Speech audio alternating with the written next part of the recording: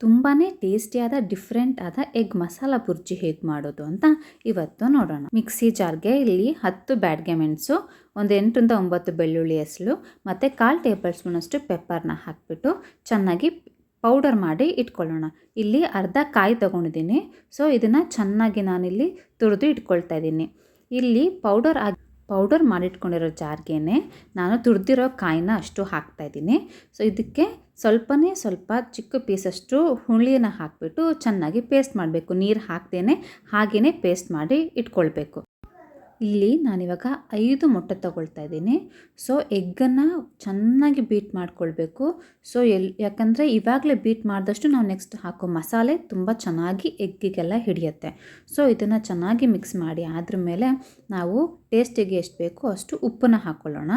So ಉಪ್ಪು ಮತ್ತು ಟರ್ಮರಿಕ್ಕನ್ನು ಇಲ್ಲೇ ಹಾಕ್ಕೊಂಡು, ನೀವು ಟರ್ಮರಿಕ್ ಎಷ್ಟು ಹಾಕ್ತಿರೋ ಅಷ್ಟು ಎಗ್ಗಿದು ಸ್ಮೆಲ್ ಬರಲ್ಲ ಎಗ್ ಬುರ್ಜಿಲಿ. ಸೊ ಚೆನ್ನಾಗಿ ಮಿಕ್ಸ್ ಮಾಡ್ಕೊಳ್ಳಿ. ಹೀಗೆ ಮಿಕ್ಸ್ ಆದ್ರ ಮೇಲೆ ನಾವು ಮಾಡಿಟ್ಟಿರೋ ಪೇಸ್ಟನ್ನು ಈ ಎಗ್ ಮಿಕ್ಸ್ ಮಾಡಿರೋದಕ್ಕೇ ಹಾಕ್ಕೊಂಡು ಸೊ ಚೆನ್ನಾಗಿ ಬೀಟ್ ಮಾಡ್ಕೊಳ್ಬೇಕು. ಎಗ್ಗು, ಮಸಾಲ, ಉಪ್ಪು, ಅರಿಶಿಣ ಎಲ್ಲನೂ ಇಲ್ಲೇ ಚೆನ್ನಾಗಿ ಬ್ಲೆಂಡ್ ಆದಷ್ಟು ನಮಗೆ ಬುರ್ಜಿ ತುಂಬಾ ಟೇಸ್ಟ್ ಬರುತ್ತೆ.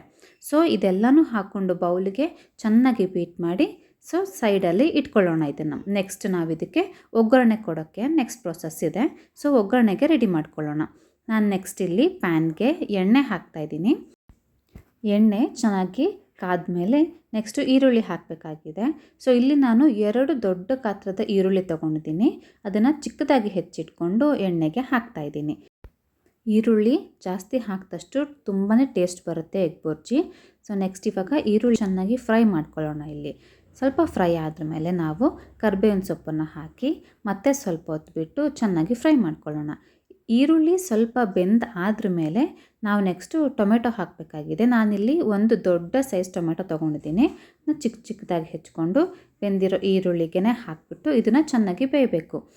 ಮಸಾಲೆ ಹಾಕೋಕ್ಕಿಂತ ಮುಂಚೆ ಟೊಮೆಟೊ ಚೆನ್ನಾಗಿ ಬೆಂದಿರಲೇಬೇಕು. ಸೊ ಅದನ್ನ ಚೆಕ್ ಮಾಡ್ಕೊಳ್ಳಿ.